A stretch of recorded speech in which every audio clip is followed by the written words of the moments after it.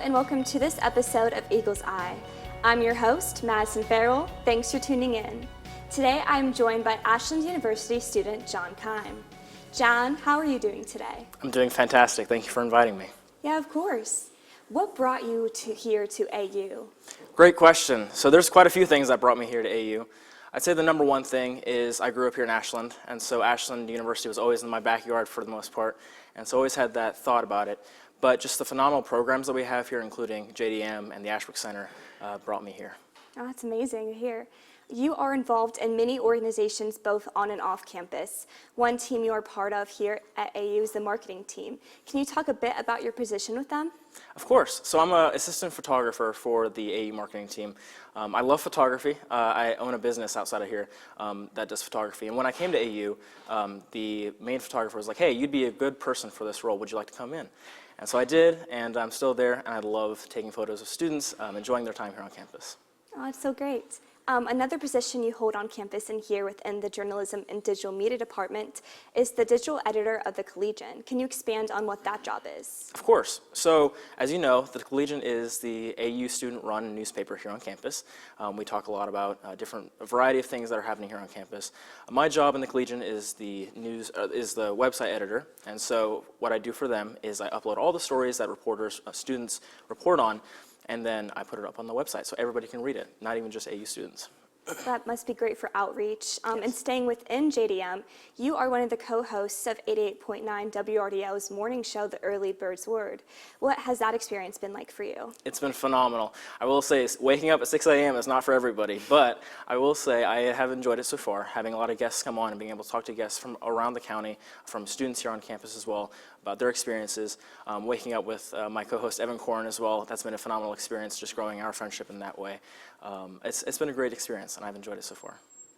Well, that's amazing. You are also a resident assistant here on campus, as well as Andrews Hall. How has that position contributed to your experience at AU? Yeah, so truthfully, I was not expecting to be an RA here on campus when I first came, but when I began, I was like, let's get into this, we'll see what happens. And ever since I've started, I've enjoyed it, being able to have that one-on-one personal relationship with students, promoting them for whatever they want to see fit for their life, and being that person that they can come to for questions. And that's just what I've kind of been like for the RA. Yeah. Well, John, sounds like you're a man of many talents. On top of all these things, you are also an Ashbrook Scholar and have a minor in political science.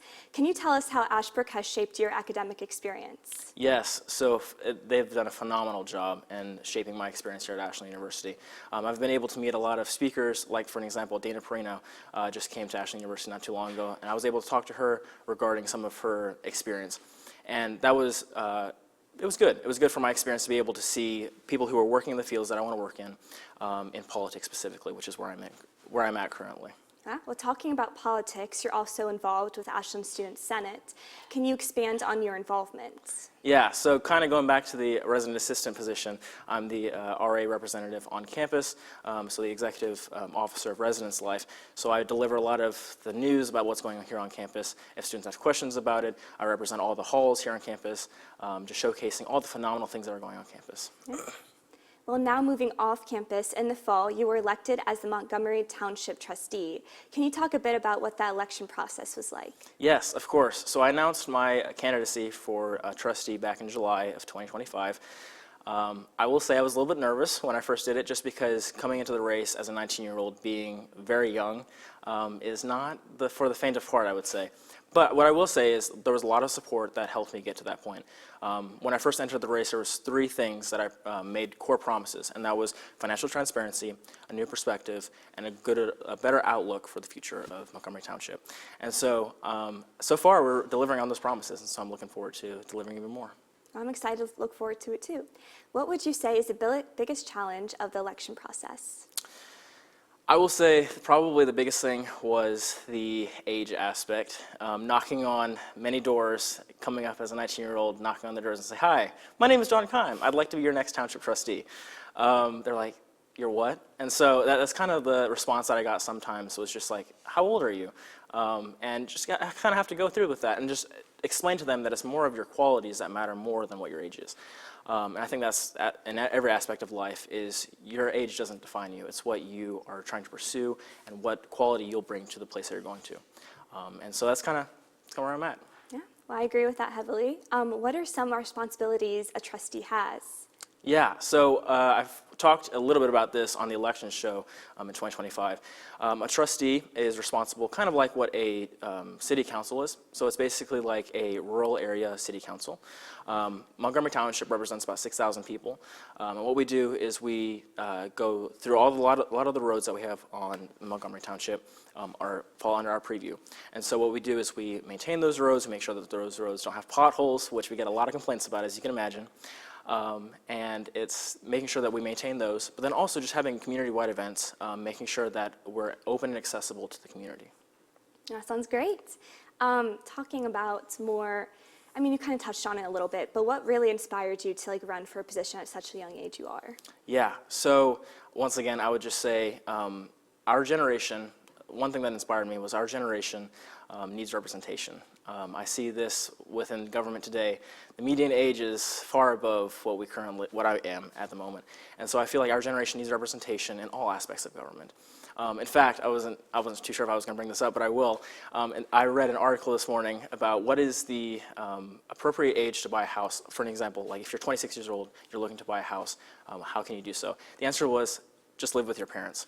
And that is it's not good. It's not a good outcome for that. And so my goal for Montgomery Township specifically is to have affordable houses and stuff like that, being able to have affordable places that people can live specifically for our generation, and looking forward to the next 40 years. How are we preparing our generation for the next home buyers, for the next business owners, et cetera?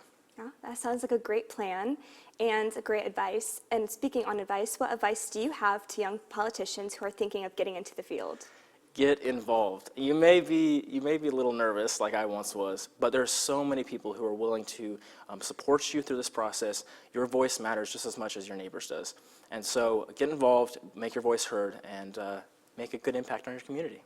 Yeah. Well, for students that may be inspired by your story or have questions for you, how could they reach out? Of course. My email is jkeim@ashland.edu, or I'm frequently here on campus, so if you just see me, stop and talk. And I love talking to people, so if you stop and talk, I'll talk to you. Okay. Well, John, thank you so much for coming in to talk with us today. That will be it for this episode of Eagle's Eye. Make sure to follow us across all social media at AUTV Ashland. Until next time, I'm Madison Ferrell. Thanks for watching.